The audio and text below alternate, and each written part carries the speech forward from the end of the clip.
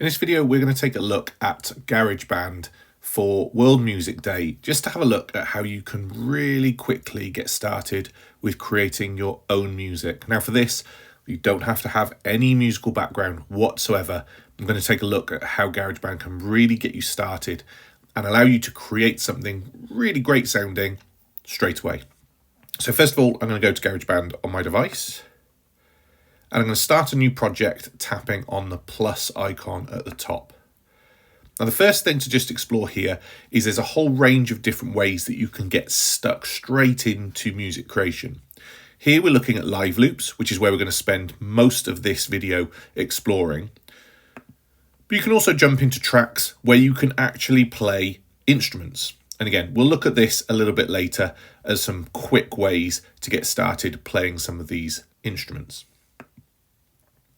Going into live loops though, we can see that we already have some musical genres that we can pick from. And if we go to the sound library, we can see that there are many others that you can download and explore. When you have them, they create these live loop boards on your device. So for example, if I wanted to play a chill type sound, I can simply load up this soundboard and I've got this pre-created, pre-recorded set of loops on the device. To start any of them, I simply tap on one of those cells and tap again to stop. And I can start to play a selection of these cells. I can do that in a number of ways. I can either select the whole row by selecting this icon at the bottom,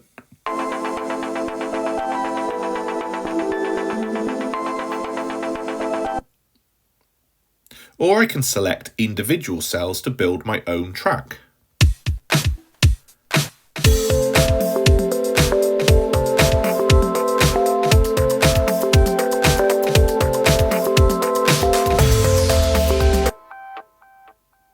Now you can see that that allows you to then start to play around with the different sounds that you like to hear. Now you can go even further with this and start to think about your setup, your arrangement of that music.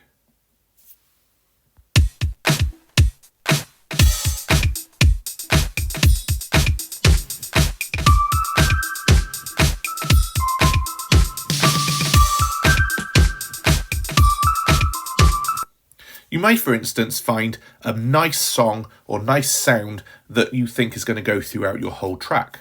This one, for example.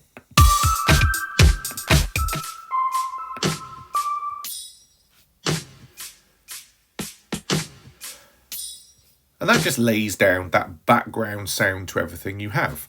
And then you can start to build to that as you play through.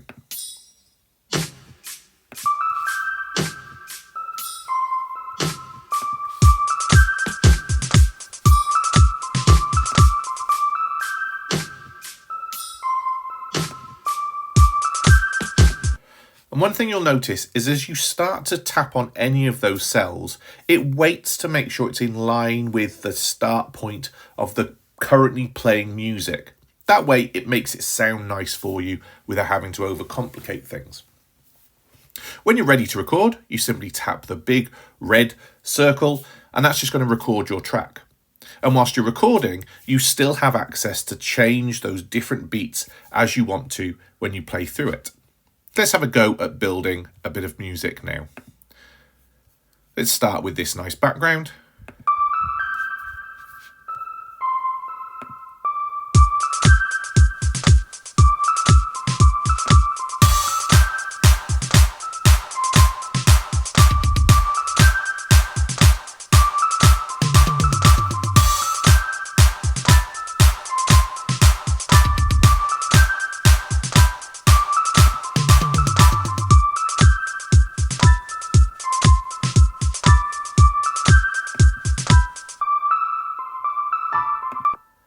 So there we go. That's how easy it is to start selecting some musical tracks and making something that you think is going to sound great.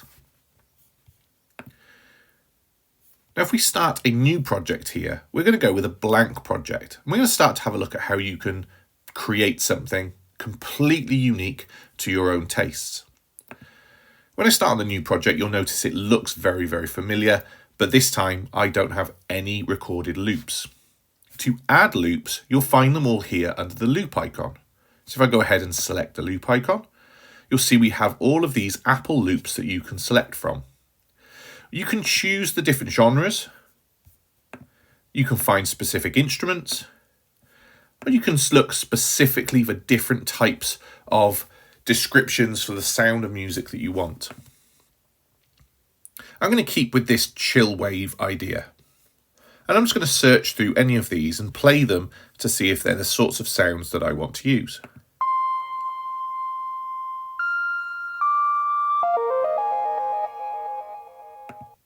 That's got a nice sound to it, but it's probably not as upbeat as I want to find it. So let's keep looking through some different sounds.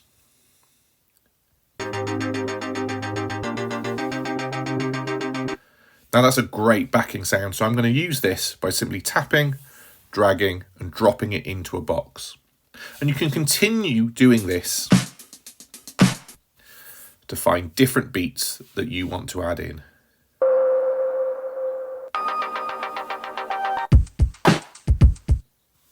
Let's go just with these three for now.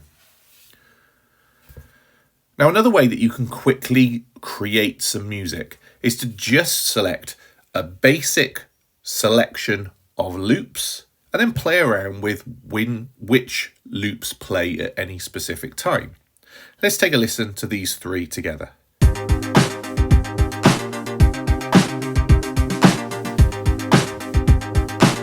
I think that's got a nice beat to it. Now let's see how we can simply just edit, taking away one or two different loops within this to see how it builds that music over time. I'm going to tap on the editing function here. I'm going to select this whole row and I'm going to duplicate it. And I'm going to do the same thing again. And now I've simply got that same building loop pattern repeated 3 times. But this time, I'm going to see how it would sound if I take away just some of the loops.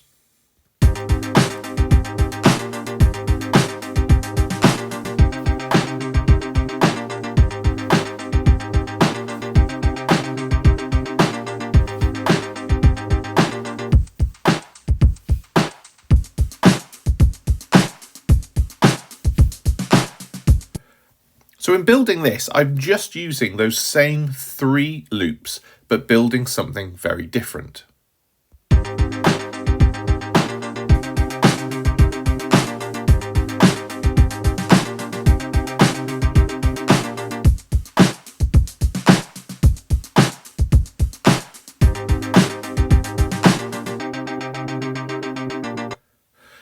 And there we go. Again, a really simple way to build your own music tracks. Now you may be thinking, like, why would I want to build these music tracks? Well, any educational activity that you might be doing may need a soundtrack to go behind it. And yes, we can utilize lots of the pre-existing soundtracks that you can use in iMovie and Clips, for example. But what a great way for students to start to explore sounds for themselves. Now, the last challenge we're going to look at here is making music using the instruments. And for this one, we're going to go into Tracks. And we're going to simply start with our keyboard. I'm going to use the Smart keyboard. And you'll notice along the bottom we have all of our keys. Now, I'm not fantastically musical by any stretch, so we're going to explore something which allows us to start to think about building musical patterns. I'm going to turn on autoplay. And this will allow those chords to play through for me. And you'll notice that I've got some chords along the bottom here that I'm going to select to play my music. And the chord pattern is as simple as this: C, G, A minor and F. And when I start to play it,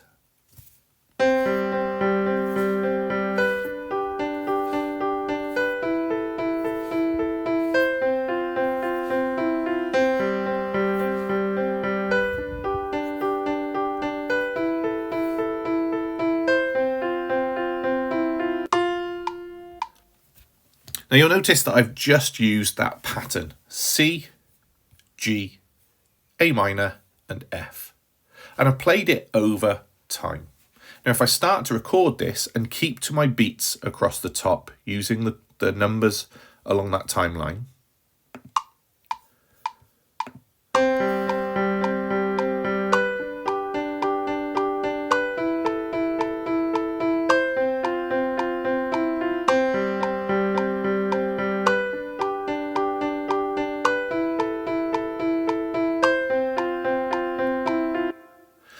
now I've just started to record some music, and I can start to think about adding in different categories.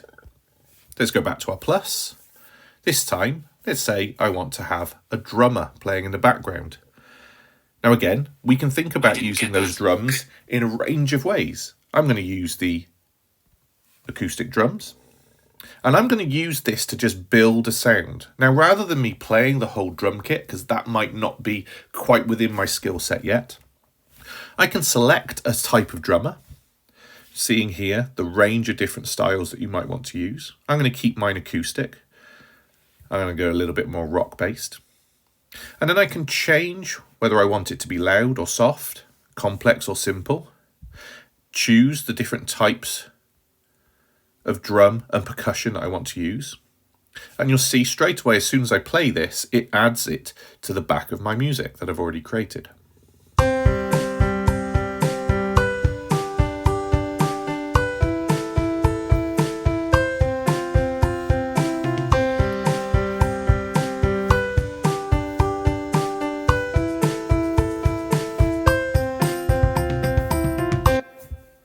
And that's it. That's how quick and easy it is to start to build music.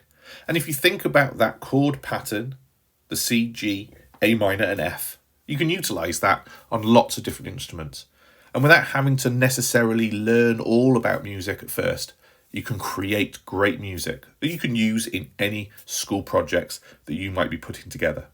So there we go. Music, have a go, get creative and see what you can make.